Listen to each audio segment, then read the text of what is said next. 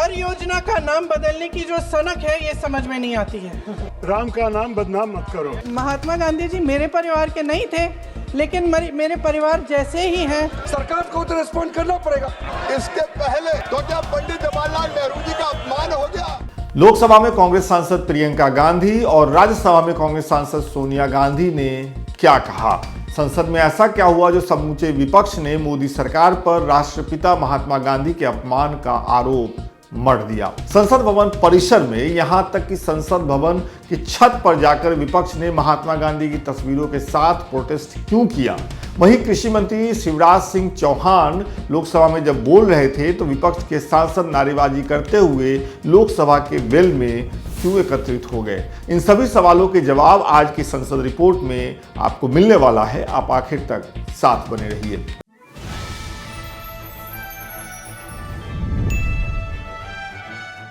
सोलह दिसंबर 2025 संसद के शीतकालीन सत्र खत्म होने में अब केवल 4 दिन बचे हैं। आज सरकार की तरफ से कृषि मंत्री शिवराज सिंह चौहान ने मनरेगा कानून का नाम बदलने के लिए विकसित भारत जी राम जी बिल लोकसभा में पेश किया।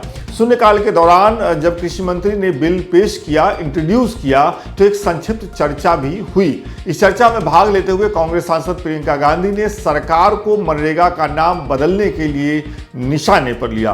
हर योजना का नाम बदलने की जो सनक है ये समझ में नहीं आती है।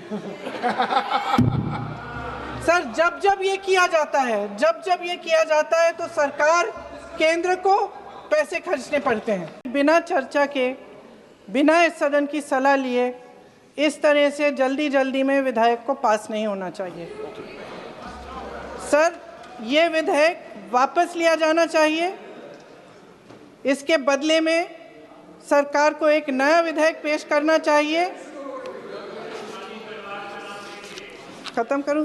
महात्मा गांधी जी मेरे परिवार के नहीं थे, लेकिन मेरे परिवार जैसे ही हैं और इस पूरे देश की यही भावना है। सर, इसी चर्चा में भाग लेते हुए कांग्रेस सांसद शशि थरूर ने अपने बचपन की एक कविता सुनाते हुए सरकार पर आरोप लगाया कि वो राम का नाम बदनाम कर रही है। मेरे बचपन में ये गाते थे, देखो ये दीवानो ओ दीवानो ये काम मत करो, राम का नाम बदनाम मत करो।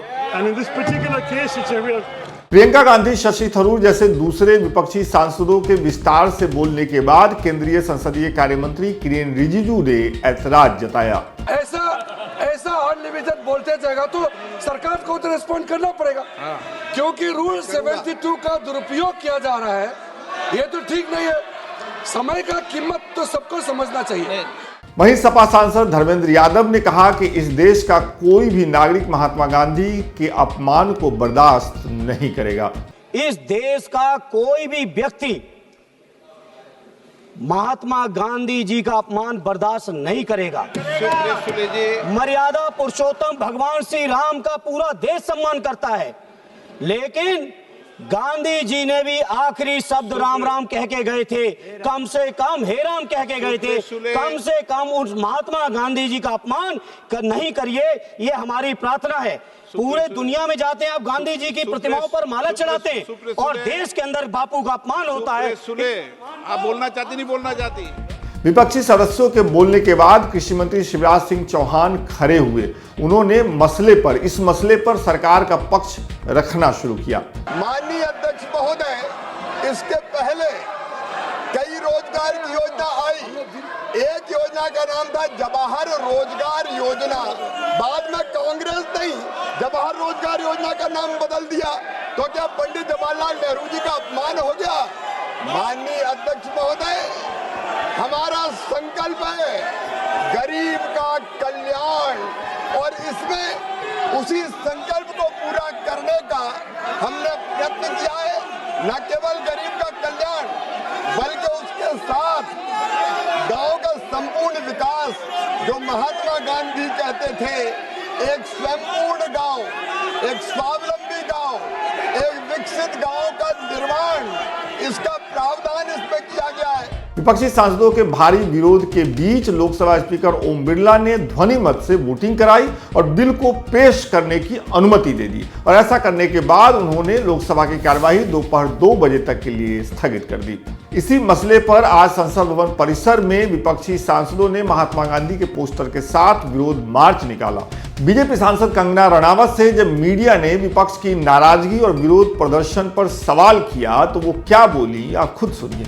How is it insult from Mahatma Gandhi ji? Mahatma ji जो है श्री राम को लेकर, जो है रघुपति राघव राजा राम को लेकर उन्होंने एक नेशनल एंथम बनाया था जिससे उन्होंने पूरे देश को जो है संगठित किया था।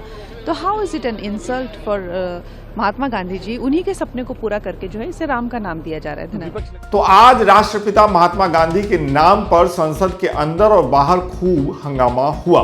विपक्ष ने सत्ता पक्ष पर महात्मा गांधी के अपमान का आरोप लगाया, वहीं सत्ता पक्ष ने विपक्ष पर चर्चा से भागने का आरोप मढ़ा। इस सब के बीच दिल्ली सहित देश के कई दूसरे हिस्सों में वायु प्रदूषण का प्रभाव गहराता गया।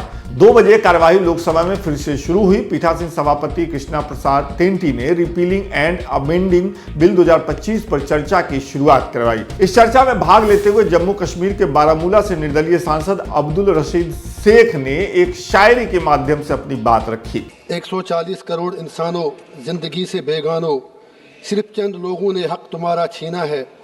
बोलने पे पाबंदी, सोचने पे ताजीर है। पाऊं मैं गुलामी की आज भी है जंजीरें। आज हर पे आखिर है बात चंद लोगों की। दिन है चंद लोगों का, रात चंद लोगों की। उठकर दर्द मंदों के सुबह शाम बदलो भी। कुल 24 सांसदों ने इस चर्चा में भाग लिया। ये बिल लोकसभा से पास कर दिया गया। इस एक बिल के जरिए सरकार 71 ऐसे कानूनों को खत्म करेगी जिसकी जरूरत वो महसूस नहीं कर रही है।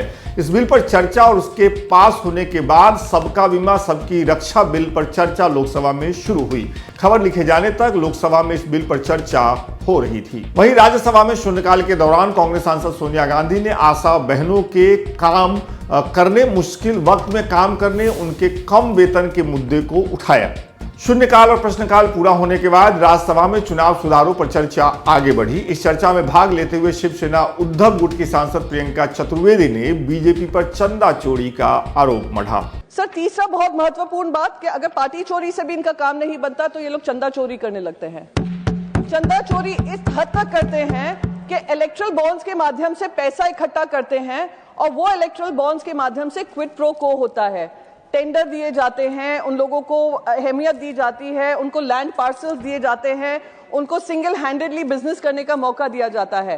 और अगर वो विपक्ष को पैसा दे दें, वही कंपनीज विपक्ष को पैसा दे दें इलेक्ट्रल बॉन्ड्स के माध्यम से, तो उनके ऊपर ईडी, सीबीआई, इनकम टैक्स छोड़ दिया जाता है। रिपब्लिकन पार्टी ऑफ इंडिया सांसद रामदास अठावले ने इस चर्चा में भाग लेते हुए अपने अंदाज में एक कविता पढ़ी। आप तो बोलते हैं कि तीन मिनट में मैं क्या बोलूं, वही समय है, वही 3 मिनट में क्या बोलूं, कांग्रेस का पोल मैं कैसा खोलूं। मैं तो नहीं हूं ज्यादा चालू,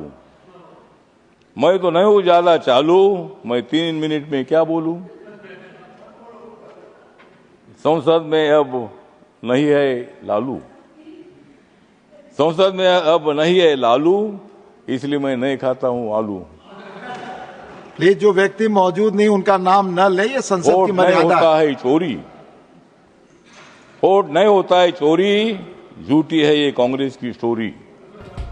शाम करीब 4 बजे केंद्रीय मंत्री और नेता सदन जेपी नड्डा ने इस चर्चा का राज्यसभा में जवाब दिया। तो कुल मिलाकर आज लोकसभा और राज्यसभा में विपक्ष के विरोध के बाद भी कामकाज हुआ, बिल पेश हुए। आज की संसद रिपोर्ट में फिलहाल इतना ही। बाकी खबरों के लिए भी हमारे साथ ही यानी लोकमत हिंदी के साथ ही बने रहिए। बहुत बहुत शुक्रिया।